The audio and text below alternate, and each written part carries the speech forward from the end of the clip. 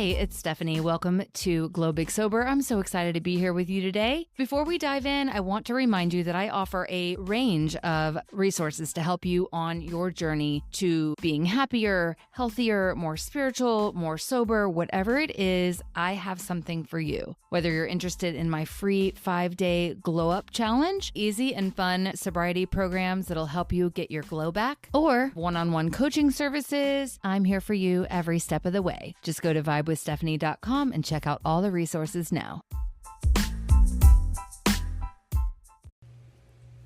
Have you been thinking about making a podcast? Spotify has a platform that lets you make one super easy, distribute it everywhere, and even earn money, all in one place, and it's free. It's called Spotify for Podcasters, and here's how it works.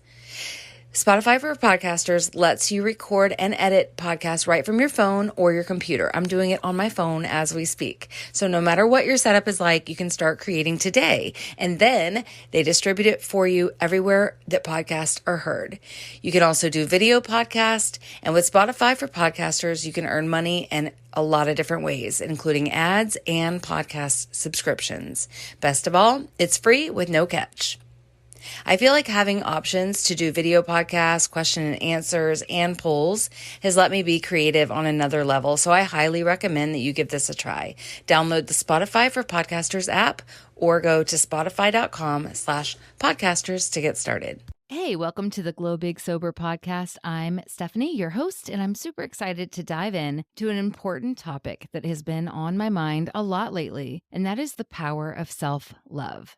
So listen up. In a world that constantly tells us to look a certain way, act a certain way, have certain goals, it's no wonder we struggle with feelings of self-doubt and insecurity, even self-loathing, especially if you're somebody who has been battling getting out of the whine cycle. These feelings can be so amplified. But here's the truth. When we love and accept ourselves, we make better choices that align with our values, our goals. We're able to prioritize self-care. We're able to set boundaries and actually seek out the support we need to live our best lives. So let's get down to the nitty-gritty. How do we cultivate self-love out of the thin air? Well, let me tell you some strategies that have worked for me, and you can try one or you can try them all, but they are awesome. Number one, practicing gratitude. This is something that anybody can do any time of day to appreciate the things in your life that you're thankful for. It could be something as easy as, I'm thankful for this warm cup of coffee. I am thankful for this sunrise. I'm thankful for this breath. I'm thankful for my warm and cozy socks.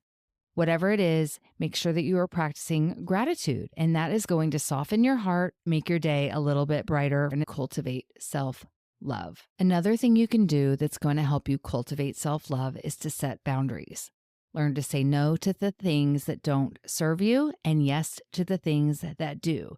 I know as women and mommies, this can be a really hard thing to do, but it is so worth it. So to get started, you could grab a piece of paper and write down, what are the things that are no longer serving me? Is that serving me? Am I enjoying spending time doing this? Write those things down and learn to say no. Another thing we can do to cultivate self-love is to surround yourself with supportive people who lift you up and empower you. And if that's not happening in your house, I understand. Maybe find a group, a church group, a knitting group, a co-op, the Sober Vibes with Stephanie group on Facebook, a farm group. There are so many groups out there that you can join online or in person that are going to help lift you up and empower you. One thing I have my clients do when we were first getting started in their early sobriety and they are full of self-loathing and negative self-talk is to challenge that negative self-talk. We all have this inner critic that loves to point out our flaws and our mistakes, but listening to that over and over again on repeat can lead to feelings of worthlessness and inadequacy. And I know you know, raise your hand if you know that. Instead of listening to that, try and challenge the thoughts by questioning their truth. So if you get a negative thought that comes in and says, I'm gross, I hate myself, stop that thought and say, is this even true? Is this even true? Because most likely it is not. Replace them with more positive and affirming messages. I love affirmations. I have some on my YouTube, actually, if you want to go check it out at Vibe with Stephanie on YouTube. But there's a bunch, obviously, all over the place. But find a few affirmations that you love. But in my early sobriety, I would say, I love myself. I am quitting drinking because it makes me feel bad. I am no longer a drinker. I would use those affirmations and repeat them all the time, even if I didn't believe it. Even if all I could think about that day was drinking, my affirmation would be, I can't stand drinking. Drinking is disgusting. I am not a drinker. I would repeat those things over and over again while rolling my eyes, not believing a word that I was saying. But over time, I believed it, and it becomes part of who you are. Now, our final idea for cultivating self-love is to practice forgiveness. Holding on to grudges and resentment is toxic, and it is so bad for our mental and emotional well-being. And when you get sober, this is one of the things that kind of starts falling into place on its own. You stop holding such a grudge and you feel better and lighter and softer. So it's easier to practice forgiveness for yourself and for others when you're sober. So just know that if you're hitting a wall and you can't seem to get through it, it's probably because alcohol is still in the picture.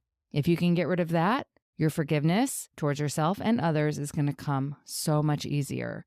And I think I told you before, I had my mother's ashes in my closet for 20-something years, but I was a heavy, heavy drinker. When I finally quit drinking, it still took a year of sobriety. No therapy, but a year of sobriety softened my heart and made me forgive her. And now I'm in a place where not only do I forgive her, but I can completely understand what she was going through. I coach women every single day on sobriety and self-love and all of these things. And she was going through it and she didn't have that. She didn't have a coach. She didn't have a community or a movement of women getting sober. And so not only have I softened and forgiven, but I'm actually, just very, very filled with compassion for what she went through. And having a daughter, that I'm sure she had so much guilt and regret, and she just couldn't seem to change it for herself. So I just got off on a tangent there. I always kind of lose track of what I'm talking about when I think about my mom and forgiveness and all of that. So it's not that we're condoning their behavior because it was hurtful or condoning our own behavior, but we are letting go of the negative emotions attached to that are holding us back. Does that make sense? So let's start releasing the burden of anger and resentment and opening ourselves up to more love and compassion through forgiveness, which really, if you're trying to forgive yourself or others and you're still drinking, it's going to be next to impossible. So take the first step and get sober. And even then, it might take like a year or two, depending on the trauma attached to what happened to you. But it took me 1 year, maybe a little over a year. And I looked up at her ashes in the closet and was like, wow, just suddenly all was forgiven. And I had been softening up over that course of time. But yeah, suddenly forgiveness showed up. So to recap, for self-love, we want to practice gratitude. We want to set boundaries. We want to challenge your negative self-talk. So when you start saying something terrible to yourself, ask yourself if that's really true. Really deep down, is that true? And then replace it with something positive and affirming. And then practicing forgiveness. That's a big one. Holding on to grudges is just going to keep you down and make you feel really toxic and heavy. So if you actually want to put some of these into practice, I am hosting a free 5-day email challenge called the Glow Up Challenge, and it has the power to transform your life. You can sign up today. You're going to receive daily video emails with tips, exercises, inspo to help you shift your mindset, practice some self-care, and build a supportive network of like-minded, positive women. And the best part, it's free. So go ahead and sign up today at vibewithstephanie.com. And thanks for tuning in. Self-love really is a journey, and it's something that we should practice every single day. I hope you found this episode super helpful, and I can't wait to see you next time on Glow Big. Thank you so much for tuning in to the Glow Big Sober podcast today. If you love this episode, please share it. And if you want to learn more about how to build or maintain a sober lifestyle, be sure to check out vibewithstephanie.com for more information. If you're ready to take your journey to the next level, I invite you to sign up for my one-on-one coaching services, where we can work together and create a personalized plan for your growth and healing. Until next time, may you be happy, healthy, and free.